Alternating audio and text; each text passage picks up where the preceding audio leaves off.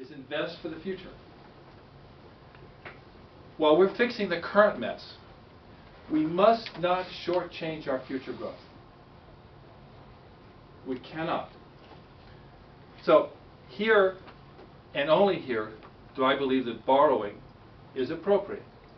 And then only for projects with long-term return on your investment. Projects such as infrastructure, especially rail and mass transit, to make our urban areas more livable and less expensive. Education, especially community colleges, for those young people who elect to stay here and who need to become the talented workforce of the future that we're going to have to grow the jobs, to bring in business. You need a talented workforce, and that requires education. And the educational system we need to rely on in this case is our community college system. And finally, targeted investment in industries of the future, like biotech, which can draw on our first-class university resources in the New Haven, Hartford, Springfield corridor. For too long, Connecticut has relied on Fairfield County for its revenue, and Fairfield County has relied on financial services. We have to diversify. We have to grow another region of the state, and we have to grow another industry in this state to create a much more balanced approach, so that it's not only us that Hartford looks to for money.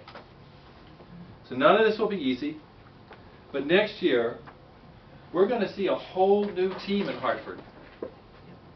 A whole new team. This is a wholesale transformation of the government in Hartford. We must elect a Democratic governor, lieutenant governor, and controller to create and manage the budget that's going to be fair and equitable for all of us. We must do that.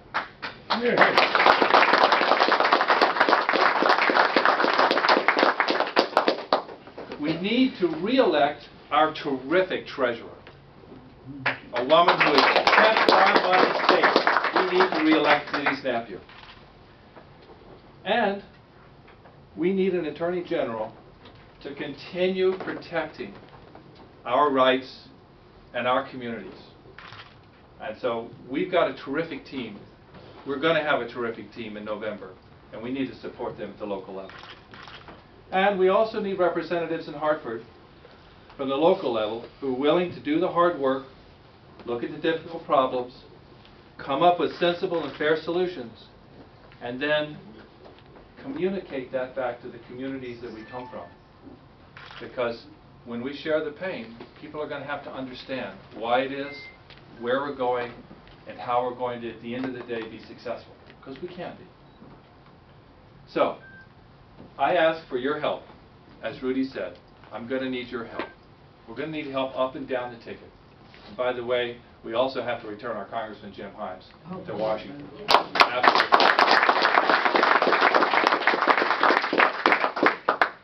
Everybody tells us that this is going to be a difficult year. And there's a lot of Tea Party nonsense out there, which we're going to have to fight about. And the media is full of it. And we're just going to have to say, no, they're not right. No, that's not the way this government works. That's not the way this country works. So we're all in this together. And if we're going to win, and this is a winnable race, we're going to have to do it together to make it happen. So I need your time. I need your energy. I need your financial support.